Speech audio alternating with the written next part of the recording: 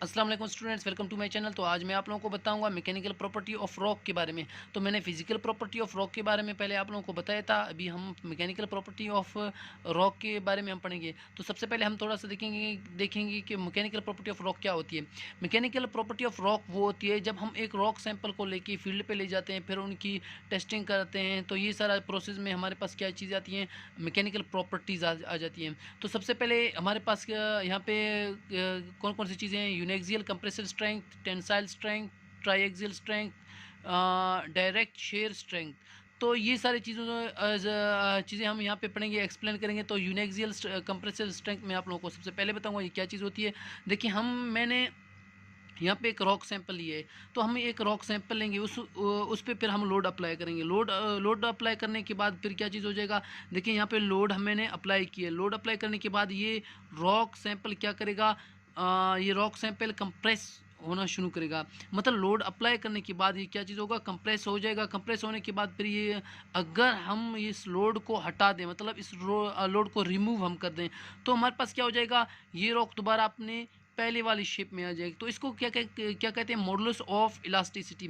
मतलब यहाँ पे हम क्या क्या चीज़ें फाइंड करेंगे, find out modulus of elasticity and young modulus. तो हम यंग मॉडुलस भी फाइंड आउट करेंगे और मॉडुलस ऑफ इलास्टिसिटी भी फाइंड आउट करेंगे कि कंप्रेसिव स्ट्रेसेस के थ्रू। मतलब हम कंप्रेस करेंगे एक रॉक को, हम कंप्रेस करेंगे लोड अप्लाई करने के बाद। उसके बाद हम देखेंगे मॉडुलस ऑफ इलास्टिसिटी और यंग मॉडुलस देखेंगे। यूनेक्सियल होता क्या है, यूनेक्सियल का मतलब एक रॉक का सैंपल को यूनेक्सियल कहते हैं। तो हमारे पास हमने ये एक सैंपल लिया रॉ का, उस पर लोड अप्लाई किए, वो कंप्रेस हो गया। कंप्रेस होने के बाद जब हम इसको इसका लोड जब हम रिमूव करेंगे, तो ये क्या हो जाएगा, अपने पहली वाली ओरिजिनल शेप में आ जाएगा। तो ये हमारे पास क्या होता है, मॉडुलस ऑफ इलास्टिसिटी होता है। या अगर हम लोड अप्लाई करते जाएं, कंटिन्यूसली लोड अप्लाई करते जाएं एक रॉक पे, और एक ऐसा पॉइंट आएगा जिसमें हमारे पास रॉक में फेलियर प्रोड्यूस होगा। फेलियर का मतलब हमारा रॉक जो होगा वो टूट जाएगा, ब्रेक हो जाएगा, क्रैक प्रोड्यूस होगा। तो वो हमारे पास क्या होता है, यंग मॉडुलस होता है। मतलब यूनेक्सियल कंप्रेसिव स्ट्रेंथ में हम क्या करते हैं, हम एक रॉक का सैंपल लेते हैं, उसमें हम लोड अप्लाई करके कंप्रेस करते हैं। मतलब जाहिर बात है, जब हम उसको लोड अप्लाई करेंगे तो वो कंप्रेस होना स्टार्ट करेगा। तो कंप्रेस होने के बाद एट ऐसे पॉइंट पे भी हम देखते हैं जहाँ पे हमारे पास मॉडुलस ऑफ इलास्टिसिटी हो रहा है। मतलब अगर हम लोड रिमूव करें, तो वहाँ पे हमारा जो रॉक होगा वो अपनी पहली वाली शेप में आ जाएगा। तो ये हमारे पास क्या हो गया, मॉडुलस ऑफ इलास्टिसिटी। और दूसरी बात हमारे पास क्या है, यंग मॉडुलस। मतलब अगर हम उस लोड को कंटिन्यूसली अप्लाई करते जाएंगे, फिर हमारे पास क्या होगा, वो लोड क्या होगा, फेलियर प्रोड्यूस करेगा। मतलब यहाँ पे फेलियर किस तरह प्रोड्यूस करेगा, क्योंकि लोड अप्लाई करते जाएंगे, वो जितना बियर कर सकता है वो लोड रॉक, तो वो लोड बियर करता जाएगा। जब बियर करने की एबिलिटी से ज़्यादा कैपेसिटी से ज़्यादा हो जाएगी, फिर वो रॉक में क्या प्रोड्यूस हो जाएगा, फेलियर प्रोड्यूस होगा। तो फेलियर मतलब कि वो रॉक फिर हमारा टूट जाएगा। तो यूनेक्सियल में हम सिर्फ कंप्रेस करते हैं एक रॉक को, उसके बाद हम देखते हैं कि कंप्रेस करने के बाद किस पॉइंट में मॉडुलस ऑफ इलास्टिसिटी होता है और किस पॉइंट में रॉक की किस पॉइंट में यंग मॉडुलस होता है। तो ये चीज़ें हम देखते हैं। तो इसके बाद हमारे पास टेंसाइल स्ट्रेस आती है, स्ट्रेंथ आती है। तो इसमें हम क्या करते हैं, स्ट्रेसेस अप्लाई करते हैं। लोड मतलब एक रॉक सैंपल लेते हैं, उसमें लोड अप्लाई करते हैं। लोड कितने टाइम तक हम अप्लाई करते हैं, हम लोड अप्लाई करते हैं 15 से 30 सेकंड तक हम लोड अप्लाई करते हैं। अगर हमारा 15 से 3 सेकंड तक रॉक फेलियर प्रोड्यूस करता है, तो हमारे पास वो कौन सा रॉक होगा, वीक रॉक होगा। अगर 15 से 30 सेकंड तक अगर हमारा रॉक फेलियर प्रोड्यूस नहीं करता है, तो वो हमारे पास क्या चीज़ हो जाएगा, वो मतलब कंस्ट्रक्शन के लिए एक अच्छा रॉक होगा। मतलब आप किसी कंस्ट्रक्शन के लिए यूज़ करते हो, मतलब वो रॉक जल्दी वीक टूट नहीं जाएगा, क्योंकि वो उसके अंदर कैपेसिटी होती है लोड ज़्यादा बियर करने की।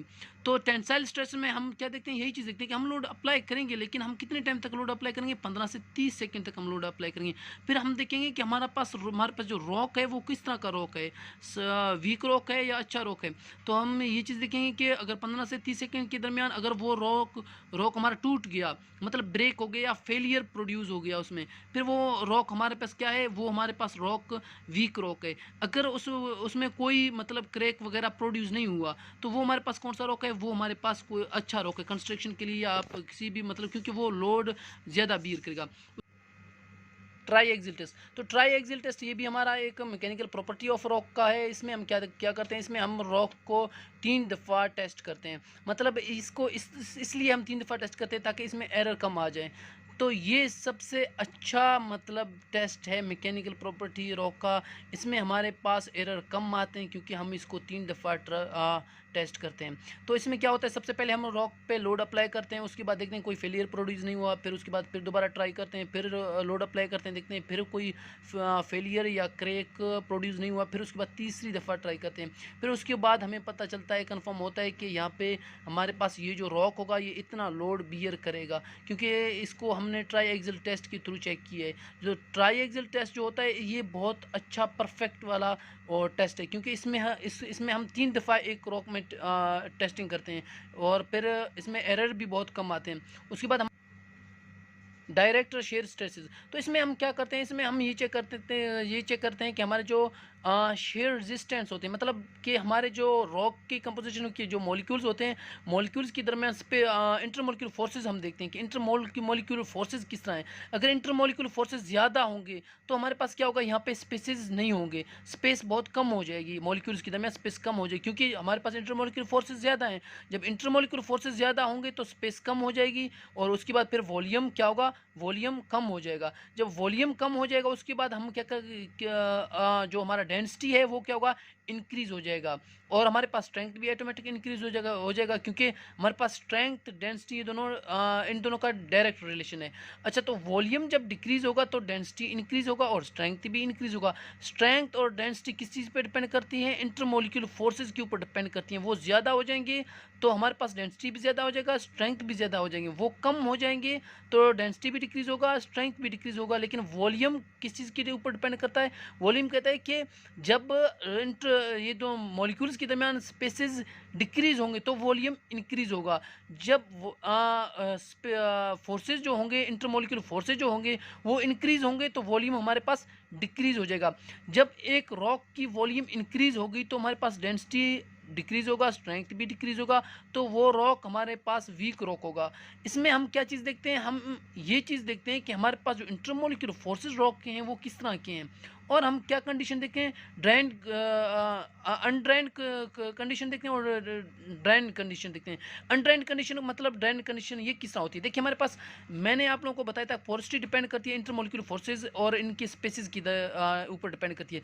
जब इंटरमॉलिक्यूलर फोर्सेज कम होंगे तो यहाँ पे स्पेसिस क्रिएट ज़्यादा हो जाएंगे। जब वाइड्स क्रिएट हो जाएंगे, वाइड्स के बाद फिर हमारे पास क्या होगा, यहाँ पे लिक्विड हमारे पास स्टोर हो जाएगा। अच्छा, तो लिक्विड यहाँ पे स्टोर हो जाएगा तो ये हमारे पास रॉक क्या हो जाएगा, परमिएबल हो जाएगा। तो देखिए हमारे पास पोरोसिटी जो होगा वो इंटरमॉलिक्यूलर फोर्सेज के ऊपर डिपेंड करती है। तो हमारे पास ये क्या हो जाएगा, अनड्रेन्ड कंडीशन होती जाएगी। जब हमारे पास इंटरमॉलिक्यूलर फोर्सेज कम होंगे और वाइड्स क्रिएट हो जाएंगे और पोरोसिटी इंक्रीज हो जाएगी तो वो हमारे पास अनड्रेन्ड कंडीशन हो जाएगी। और हमारे पास ड्रेन कंडीशन वो होती है कि जब हम एक रॉक की इंटरमॉलिक्यूलर फोर्सेज इंक्रीज होंगे तो वहाँ पे क्या होगा, देखिए यहाँ पे फिर स्पेस ही नहीं होगा, तो यहाँ पे कोई स्पेस नहीं होगा, मॉलिक्यूल एक दूसरे के साथ अटैच हो जाएंगे, कोई वाइड्स ही नहीं होगी। तो यहाँ पे क्या होगा, ये ड्राइन कंडीशन होगी हमारे। तो इसमें जब ये ड्राइन कंडीशन में हमारे पास क्या होगा, डेंसिटी हाई होगी और स्ट्रेंथ भी हाई होगी लेकिन वॉल्यूम डिक्रीज होगी।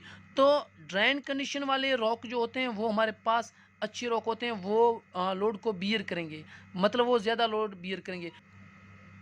तो इसमें हम ये चीज़ देखते हैं कि हमारे पास जो कंडीशन है वो किस तरह का कंडीशन है, ड्राइन कंडीशन है, अनड्राइन कंडीशन है। अगर ड्राइन कंडीशन होगा तो ज़ाहिर बात है, हमें पता है कि उसमें जो डेंसिटी भी ज़्यादा है और स्ट्रेंथ भी ज़्यादा है। जब डेंसिटी स्ट्रेंथ ज़्यादा है तो वो रॉक हमारा ज़्यादा लोड बियर करेगा। अगर हमारे पास ड्राइन कंडीशन ना हो, अनड्राइन कंडीशन हो, तो उसमें हम ज़्यादा लोड अप्लाई नहीं कर सकते क्योंकि वो जल्दी फेलियर प्रोड्यूस कर सकता है। तो इस वजह से हम ये कंडीशंस देखते हैं, ड्रेन कंडीशन है, ड्रेन कंडीशन वाला रॉक है या अनड्रेन कंडीशन वाला रॉक है।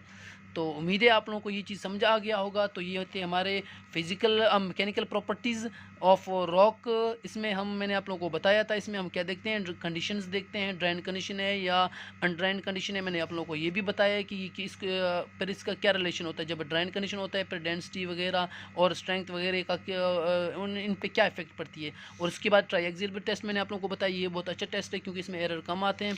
और उसके बाद मैंने आप लोगों को टेंसाइल स्ट्रेस का भी बताया। इसमें हम मतलब लोड अप्लाई करते हैं, लेकिन इसका एक टाइम होता है, मतलब 15 से 30 सेकंड तक लोड अप्लाई करते हैं, फिर हम देखते हैं कि फेलियर प्रोड्यूस होता है या नहीं होता है। और इसमें हम कंप्रेसिव स्ट्रेसेस अप्लाई करते हैं लोड, फिर उसमें हम क्या क्या चीज़ें देखते हैं, इलास्टिक मॉडुलस ऑफ इलास्टिसिटी देखते हैं और यंग मॉडुलस चेक करते हैं। और ये था हमारा मैकेनिकल प्रॉपर्टीज़ ऑफ रॉक। उम्मीद है आप लोगों को समझ आ गया होगा। और अगर कोई भी मसला हो तो आप लोग मुझे कमेंट में पूछ सकते हैं, या कोई भी मतलब और लेक्चर के बारे में वीडियो बनाना हो तो वो भी आप लोग कमेंट कर सकते हो। चलो, अल्लाह हाफिज़।